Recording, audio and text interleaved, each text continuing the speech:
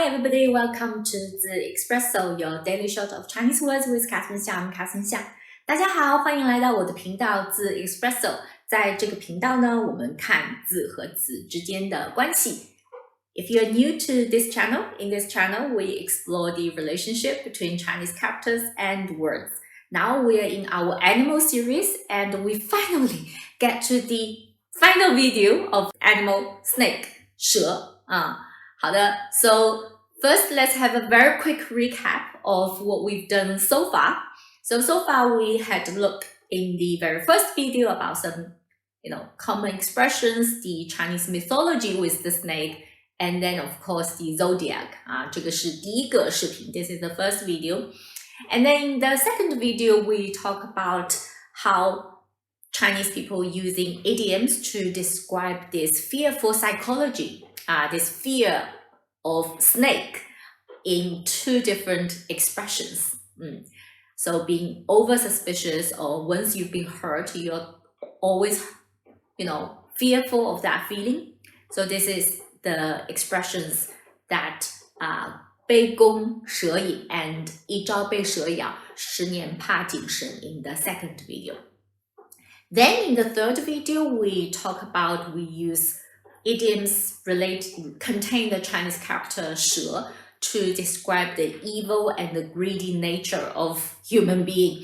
So that's the third video. We learned 3 different idioms to do with describing that you typically use as an adjective. And then the very last video, the fourth video, we actually look at some words related to strategy and used a lot actually in the Chinese history, particularly related to military. So how do we use strategy to, defeat our enemy? And that also contained the Chinese character 蛇. So that was what, if you remember, 打草惊蛇, and the other one is 打蛇打七寸. So it's about not act, in a rush and alert your enemy. And then it's also about if you want to hit your enemy, you really need to hit the most weakest spot of your enemy. 那今天呢？今天是最后一个视频了。Today is the final video related to idioms to do with the Chinese character snake. I picked 2 and actually they are both very common. And they both have a nice story attached to it. 好的，那么今天我们要学的这2个词语呢，2个成语呢，第一个就是画蛇添足，画蛇添足。然后呢，第二个就是虎头蛇尾，虎头蛇尾。好的，那我们来一起看一看他们的小故事是什么，我们一起来学习一下吧。我们开始吧 ，Let's start.Okay, let's start with the first idiom, that is 画蛇添足. Okay, let's start with the first idiom, that is 画蛇添足. 画蛇添足. Let's break down the Chinese idiom first. 画 means to paint, to draw. 蛇 snake. 添 to add. 足 means foot or feet. 画蛇添足. So literally draw snake and to add feet to it. Okay, so we all know snake, do they have feet? They don't, right?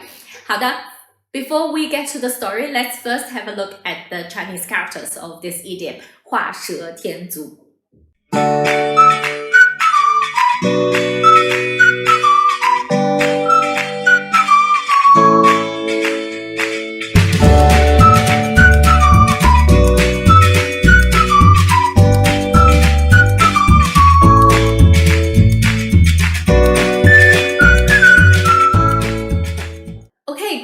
We had a look at the Chinese characters. Let's get down to the story. 那么这个成语的故事是什么呢？ So the story is talking about a family back in 楚国.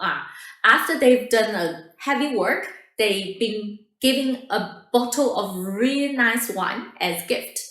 So after that, they needed to find a way to decide, okay, so who's gonna actually have this bottle of lovely wine as the gift? So they decided to do this. Okay, let's have a competition, okay? Who's going to be the first one finish enjoying snake and who can actually get this lovely bottle of wine as the reward? So all the friends and decided that that's the good way to go. Let's do that. So there we go. They started painting the snake. And one of the guys actually painted really quickly. And he was full of confidence. He's like, of course I'm gonna win that bottle of wine. He was very happy. He looked around and the other people are still busy enjoying. And he was like, oh, this is so boring. Let me, add a few feet to the snake since I had all this time. So he decided to add a few more feet to the snake. And then he said, I'm done. So everybody also finished enjoying, so they all had to look together. When they come to him, they say, really? But what is this? This is not a snake. We said we need to draw a snake, and snake doesn't have feet. So you lost. The guy didn't have anything to say. It's right, snake doesn't have feet. So he had to accept his defeat. Nowadays, we use 画蛇添足, referring to people to do a necessary act that do not add value to the situation.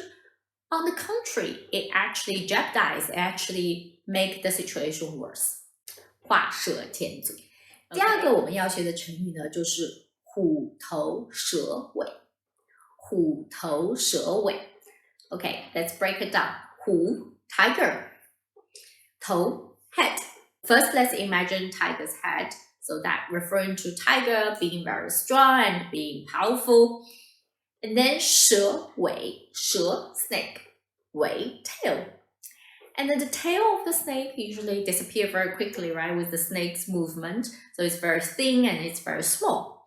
So tiger's head and the snake's tail. What does that mean? So it referring to some people or the situation that at the beginning, it was lots happening and people taking things really seriously, but it doesn't follow. The action does not follow through, and it ended with very little achievement. So the things were not really follow through and being completed. 虎头蛇尾. What's the story? So before that, let's take a look at the Chinese characters first of this idiom. 虎头蛇尾.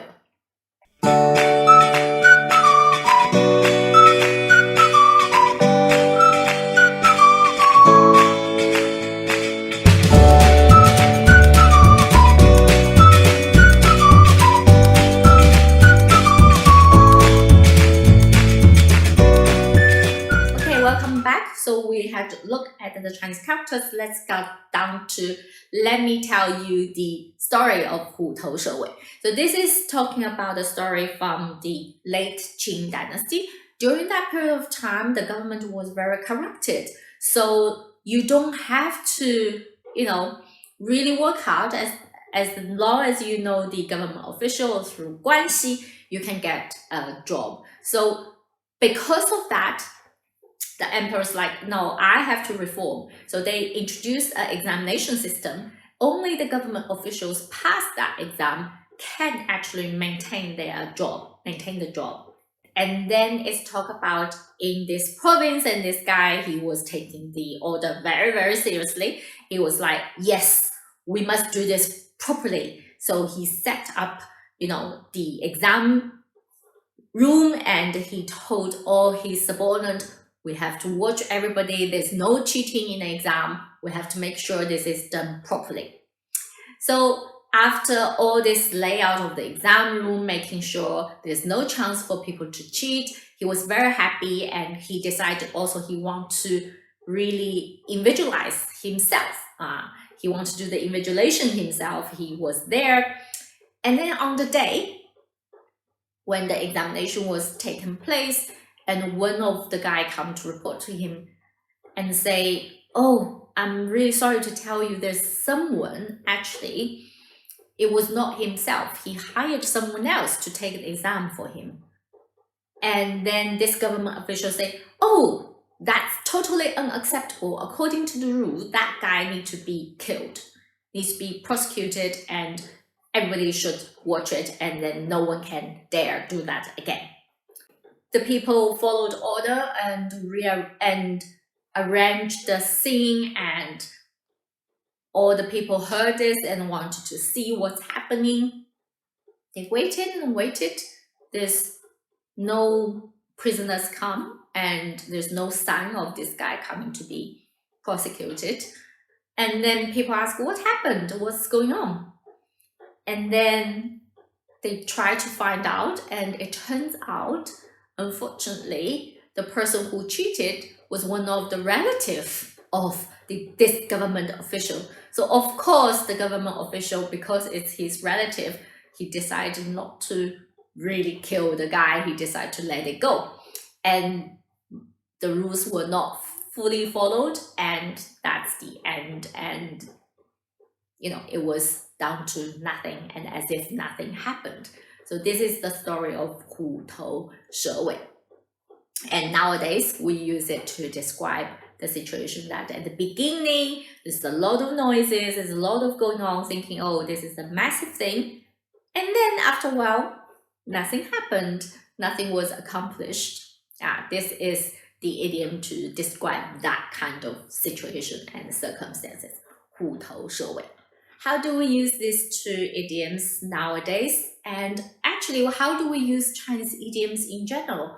By now, you probably have noticed a lot of times we use them in a comment, right? So basically, when you notice someone doing something unnecessary and will actually ruin the situation, you will say, 这不是画蛇添足吗? Or 这不就是画蛇添足吗? So isn't this 画蛇添足? So this is the comment, and then people will understand, you're saying we shouldn't do this. This is not going to add value. At the same time, also 虎头蛇尾, you can also make a comment like 简直是虎头蛇尾. So you're kind of complaining about maybe certain behavior or certain team at the beginning was like, oh, really want to make this happen, and then nobody follows through. You can describe it, say 这就是虎头蛇尾. 这不是虎头蛇尾吗? 这简直是 this really is 虎头蛇尾. So Chinese idioms, daily life, we actually use it a lot as a single comment. And because people know the historical story, people will understand what you want to refer to. And it's sometimes difficult to put into a kind of a sentence per se. But what is useful is for you to know the idiom itself, know the meaning, and know a little bit about history, because that helps you to remember. And then you can learn next time you're using it in the Chinese way, see if you can use the idiom to describe a particular situation or to comment on a particular situation. Okay, so much for today, and thank you very much for watching the Espresso. And next time we're gonna move to a brand new animal, and that is horse. It's actually my son. So there's a lot of positive words to do with the Chinese animal horse. Let's find out together next time. 好的，我们下个星期再见。Take care. Bye.